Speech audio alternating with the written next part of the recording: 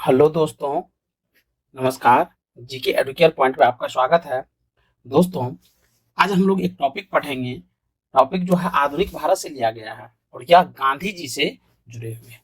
चलिए गांधी जी के बारे में कुछ महत्वपूर्ण जो तथ्य हैं उन तथ्यों को देखते हैं जो विभिन्न एग्जामों के लिए काफी महत्वपूर्ण है। तो चलिए शुरू करते हैं। गांधी जी। गांधी जी, ये महात्मा गांधी के बारे में है। अब देखिए इनका जो जन्म हुआ था, इनका जो जन्म हुआ था वो हुआ था 2 अक्टूबर 1869 ईस्वी को। और जन्म स्थान जो था वह था गुजरात के पोरबंदर। गुजरात के पोरबंदर में हुआ था, पोरबंदर में हुआ था। उसके बाद इसकी पत्नी थी कस्तूरबा गांधी। पत्नी का नाम था कस्तूरबा गांधी। कस्तूरबा गांधी, पत्नी का नाम कस्तूरबा गांधी था। और पिता का नाम जो था, पिता का नाम था करमचंद गांधी। करमचंद गांधी पिता का नाम था। आगे देखिए, जो उपनाम जो था इनका, गांधी जी का जो उपनाम वह था कावा कावा गांधी। कावा गांधी। और इनके आरंभिक कार्य को यदि हम देखेंगे, गांधी जी के आरंभिक कार्य, तो उन कार्यों में हम देखेंगे कि इसने 1894 ईस्वी में क्या किया था कि नटाल इंडियन कांग्रेस की स्थापना की थी। नटाल इंडियन कांग्रेस की स्थापना किया था। और ये कहाँ किया था? तो साउथ अफ्रीका में, यानी दक्षिण अफ्रीका में किया था। टॉलिस्टाय फॉर्म की भी स्थापना इसने किया था। टॉलिस्टाय फॉर्म की स्थापना ये भी स्थापना दक्षिण अफ्रीका में ही किया था। इसने दक्षिण अफ्रीका से यानी साउथ अफ्रीका में एक अखबार निकाला था, उसका नाम था इंडियन ओपिनियन।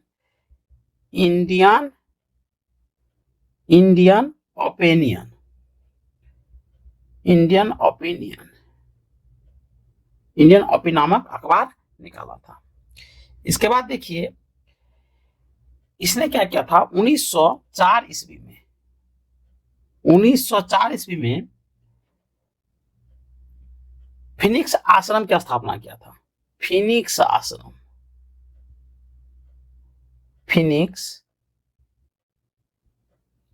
की स्थापना किया था। फिनिक्स आश्रम की स्थापना किया था। और ये क्या था? साउथ अफ्रीका के डरबन शहर में। डरबन जो है साउथ अफ्रीका का एक महत्वपूर्ण शहर है, वहां किया था। तो याद रखेंगे, फिनिक्स आश्रम की 1904 में किया गया गांधी जी के द्वारा, और डरबन में किया गया था।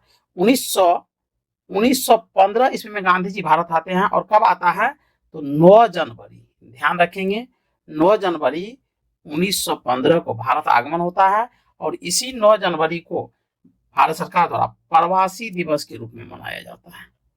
प्रवासी दिवस के रूप में प्रत्येक साल मनाए जाते हैं, क्योंकि इसी दिन वह विदेश से भारत आया था। प्रत्येक साल मनाया जाता है। 1915 में ही उसने क्या किया था? 1915 में तो भारत आते हैं, 1915 में ही वह सत्याग्रह आश्रम की स्थापना करता है। सत्याग्रह आश्रम की स्थापना करता है। आश्रम की स्थापना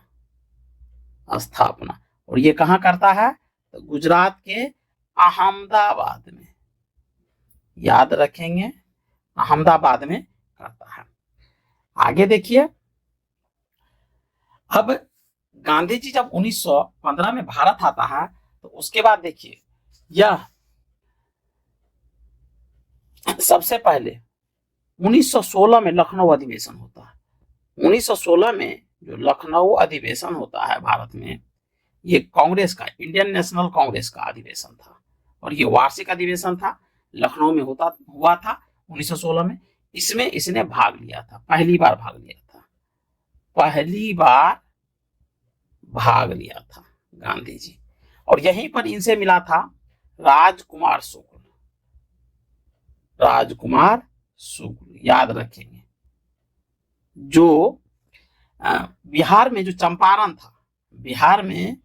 चंपारण था और वहां चंपारण के किसानों के द्वारा ब्रिटिश सरकार के माध्यम से जो 3 कठिया पत्ती चलाया गया था, उनसे वहां के किसान परेशान थे और इस मुद्दा को पहली बार राजकुमार शुक्ल ने उठाया और वो गांधी जी को चंपारण आने के लिए आमंत्रण पत्र देने के लिए 1916 में वो लखनऊ आते हैं और गांधी जी से मिलते हैं लखनऊ में।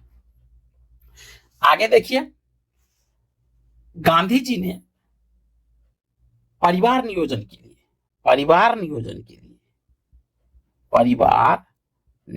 के लिए यानी बच्चे कम पैदा करने के लिए आत्मनियंत्रण पर बल दिया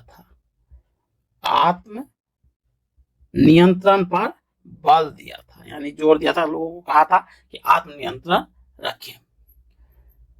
उसके बाद कह रहा है 1893 में, बाद में देखिए 1893 ईस्वी में एक और डाटा है कि 1893 में ये दादा अब्दुल्ला का मुकादमा लड़ने के लिए दादा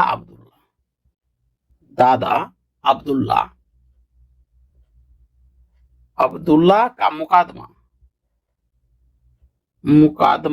लड़ने के लिए वह डरबन गया था। याद रखेंगे, वह डरबन गया था।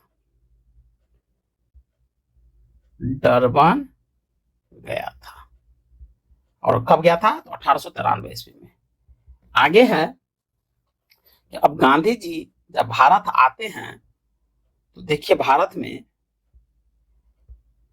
गांधी जी जब भारत आया 1915 में आता है तो लखनऊ अधिवेशन होता है 1916 में, उसमें पहली बार वो भाग लेता है।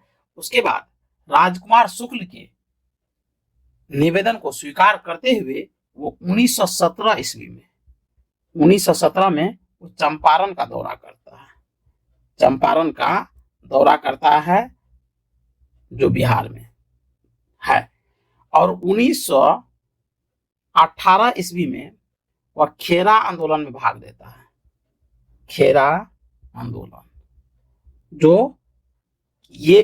जो आंदोलन था ये भी किसानों का आंदोलन था, याद रखेंगे।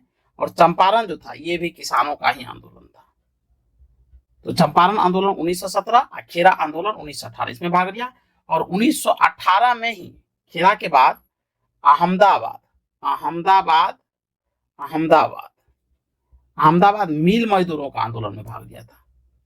मिल मजदूर, और ये तीनों आंदोलन में गांधी जी को सफलता मिली थी और इसी सफलता के कारण वो भारत के सबसे ज्यादा लोकप्रिय नेता के रूप में उभर गए थे।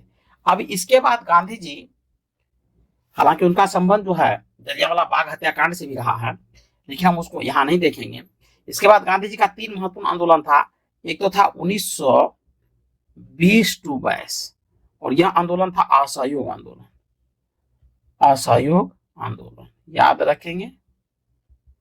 एक था 1930 टू 32, ये था सविनय अभिज्ञा आंदोलन।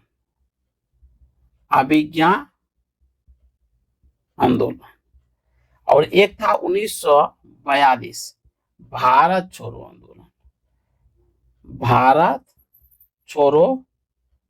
आंदोलन। अब देखिए, ये भारत छोड़ो आंदोलन, इसी आंदोलन में उसने करो या मरो का नारा दिया था। करो या मरो, इसका कहना था या तो हम भारत को आजाद कराएंगे या इस आजादी के लिए हम अपनी जान दे देंगे। अब कुछ और तथ्य देख लेते हैं। गांधी जी के जो राजनीतिक गुरु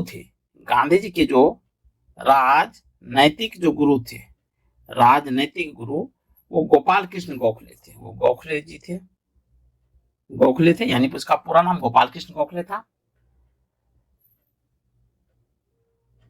उसके बाद कह रहा है 1917 में साबरमती ने 1917 में 17 जून, एक डाटा है कि 17 जून 1917 को साबरमती नदी के किनारे सत्याग्रह आश्रम की स्थापना किया था।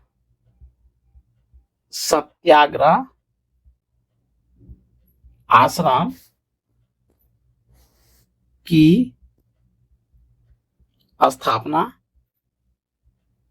किया था। नेक्स्ट है, अब देखिए गांधी जी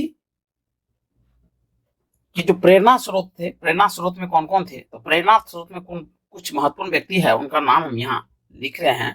प्रेरणा स्रोत में, प्रेरणा स्रोत में जो थे वो जॉन रस्किन था, जॉन रस्किन। उसके बाद ये टॉलस्टॉय, उन्हीं से सीखा था, जॉन रस्किन से ही उसने सीखा था शारीरिक परिश्रम का आदर करना। शारीरिक शारीरिक परिश्रम का आदर करना, परिश्रम का आदर करना सीखा था। चलिए, गांधी जी से जुड़े हुए कुछ महत्वपूर्ण तथ्य थे, उन तथ्यों को एक एक करके हमने देखा। चलिए मिलते हैं नेक्स्ट वीडियो में, तब तक के लिए जय हिंद।